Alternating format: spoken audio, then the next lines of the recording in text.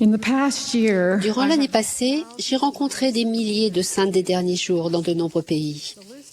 La liste des difficultés rencontrées par ces sœurs est longue et donne à réfléchir. Il y a les problèmes familiaux, les difficultés financières, les catastrophes, les accidents et les maladies. Il y a beaucoup de préoccupations et pas assez de paix et de joie. Bien que les messages des médias populaires disent le contraire, personne n'est assez riche, assez beau, assez intelligent pour éviter les difficultés de la condition mortelle. Les questions posées par les sœurs sont graves et profondes. Elles expriment de l'inquiétude pour l'avenir, du chagrin pour les attentes qui ne se réalisent pas, de l'indécision et de la perte d'estime de soi. Elles reflètent aussi un profond désir de faire le bien. J'ai acquis un immense témoignage de la valeur des filles de Dieu. Tant de choses dépendent d'elles. En rendant visite aux sœurs, j'ai senti qu'il n'y avait jamais eu aussi grand besoin de faire grandir la foi et la justice personnelle. Il n'y a jamais eu un aussi grand besoin de familles fortes et de foyers forts. Il n'y a jamais eu autant à faire pour aider les gens dans le besoin. Comment peut-on augmenter la foi, fortifier la famille et apporter du secours? Comment une femme d'aujourd'hui peut-elle trouver la réponse à ces questions et rester forte et inébranlable face à une opposition et à des difficultés incroyables? Une femme sage sait qu'elle n'a pas suffisamment d'énergie, de temps ou de possibilités pour s'occuper de tout le monde ou faire toutes les bonnes choses que son cœur aspire à faire. Pour la plupart des femmes, la vie n'est pas calme et il semble que chaque jour, il faille accomplir 1 million de choses, dont la plupart sont importantes. Une femme sage doit constamment résister aux messages séducteurs et trompeurs venus de toutes parts, qui lui disent qu'elle a le droit de se détacher plus souvent de ses responsabilités et qu'elle mérite une vie plus facile et plus indépendante. Mais, avec la révélation personnelle, elle peut établir correctement ses priorités et avancer dans la vie avec confiance. La capacité de se qualifier pour la révélation personnelle, de la recevoir et d'agir en conséquence est la compétence la plus importante que l'on puisse acquérir dans cette vie. Pour se qualifier, pour recevoir l'Esprit du Seigneur, il faut d'abord en avoir le désir, et cela implique un certain degré de dignité. Le respect des commandements, le repentir et le renouvellement des alliances faites lors du baptême mènent à la bénédiction d'avoir toujours l'Esprit du Seigneur avec nous. Le respect des alliances contractées au temple ajoute aussi de la force et de la puissance spirituelle dans la vie d'une femme. On trouve la réponse à de nombreuses questions difficiles en lisant les Écritures, parce que celles-ci sont une aide à la révélation. Les idées que l'on trouve dans les Écritures s'accumulent avec le temps, de sorte qu'il est important de passer quotidiennement un peu de temps dans les Écritures. La prière quotidienne est également essentielle pour avoir l'Esprit du Seigneur. Les gens qui recherchent sincèrement de l'aide par la prière et l'étude des Écritures ont souvent un papier et un crayon sous la main pour écrire des questions et noter leurs impressions et leurs idées. On reçoit souvent la révélation, heure par heure, et d'un moment à l'autre, quand on fait ce qui est juste. Quand les femmes éduquent comme le Christ l'a fait, un pouvoir et une paix peuvent leur être accordés pour les guider quand elles ont besoin d'aide.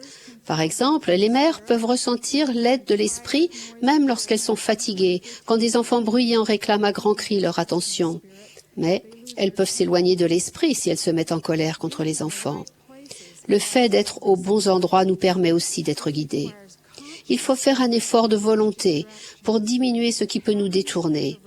En ayant l'esprit de révélation, on peut vaincre l'opposition et garder la foi dans les jours difficiles et dans les tâches routinières essentielles. La révélation personnelle nous donne la compréhension de ce qu'il faut faire quotidiennement pour augmenter notre foi et notre justice, pour fortifier la famille et le foyer et pour rechercher les gens qui ont besoin de notre aide. La révélation personnelle étant une source de force constamment renouvelable, il est possible de se sentir entouré d'aide même dans les moments difficiles. Il nous est dit de placer notre confiance en cet esprit qui nous conduit à agir en justice, à marcher dans l'humilité et à juger avec droiture. Il nous est dit aussi que cet esprit éclairera notre intelligence, remplira notre âme de joie et nous fera connaître tout ce que nous devons faire. La promesse de révélation personnelle se réalise quand nous la demandons, quand nous nous préparons pour la recevoir et quand nous allons de l'avant avec foi, croyant qu'elle se répandra sur nous. De plus, le Seigneur, dans sa sagesse, a donné une société de secours pour aider ses filles dans ces derniers jours. Quand elle fonctionne de manière inspirée, la société de secours élève les femmes en les faisant passer d'un monde troublé à une vie qui les prépare aux bénédictions de la vie éternelle. La responsabilité principale de la société de secours est d'aider les sœurs à faire grandir leur foi et leur justice, à fortifier la famille et le foyer et à rechercher et aider les gens dans le besoin. Grâce à la société de secours, les femmes peuvent retrouver la réponse à leurs questions et être bénies par la force spirituelle conjuguée de toutes les sœurs. La société de secours prouve la véritable nature éternelle des filles de Dieu. C'est une institution sacrée, une lumière et un guide qui permet de veiller sur les femmes, de les instruire et de les inspirer pour qu'elles soient fortes et inébranlables. Sa devise, « La charité ne périt jamais », est incarnée par toutes les femmes justes. Quand une jeune fille passe à la société de secours ou quand une femme se fait baptiser, elle entre dans un groupe qui va l'aider à se préparer à la vie éternelle. L'entrée à la société de secours signifie qu'une femme est en mesure d'apporter de grandes contributions dans l'Église. Elle continue sa progression individuellement, sans recevoir beaucoup de récompenses ou de reconnaissance de l'extérieur.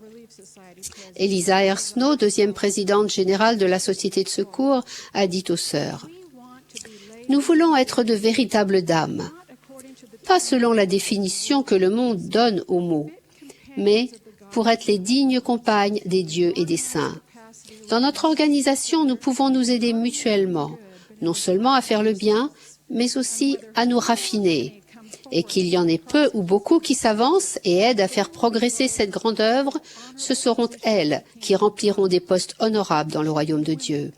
Les femmes doivent être des femmes, non des bébés qui ont besoin d'être cajolés et corrigés tout le temps. Je sais que nous aimons être appréciés, mais si nous ne sommes pas appréciés comme nous pensons devoir l'être, quelle importance? Nous savons que le Seigneur nous a donné de grandes responsabilités. Il n'y a pas un souhait ni un désir implanté en justice dans notre cœur par le Seigneur qui ne sera pas réalisé. Et la meilleure chose que nous puissions faire à nous-mêmes et les unes aux autres, c'est de nous raffiner et de nous cultiver dans tout ce qui est bien et ennoblissant pour nous qualifier pour ces responsabilités.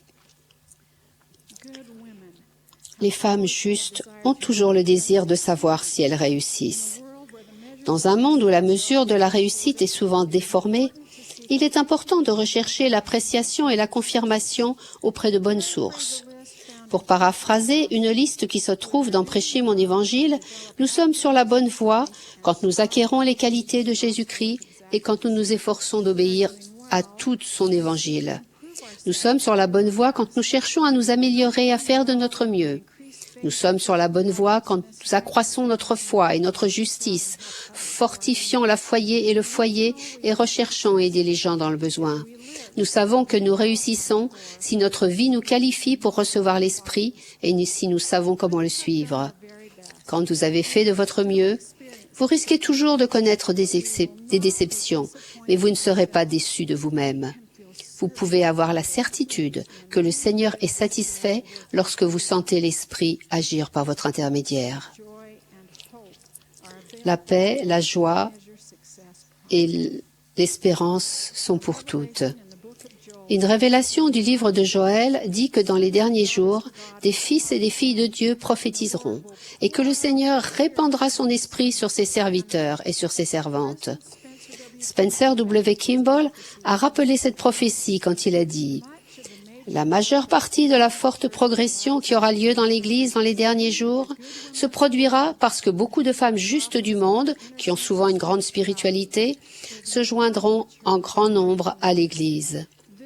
Cela arrivera dans la mesure où les femmes de l'Église se montreront justes et s'exprimeront bien et où elles seront perçues comme différentes des autres femmes, dans le bon sens du terme.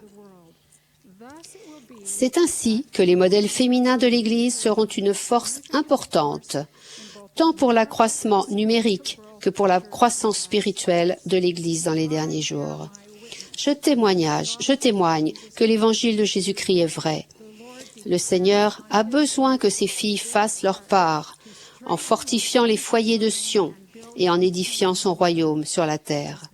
Si elles recherchent la révélation personnelle et se qualifient pour cela, le Seigneur répandra son esprit sur ses servantes en ces derniers jours. Au nom de Jésus-Christ. Amen.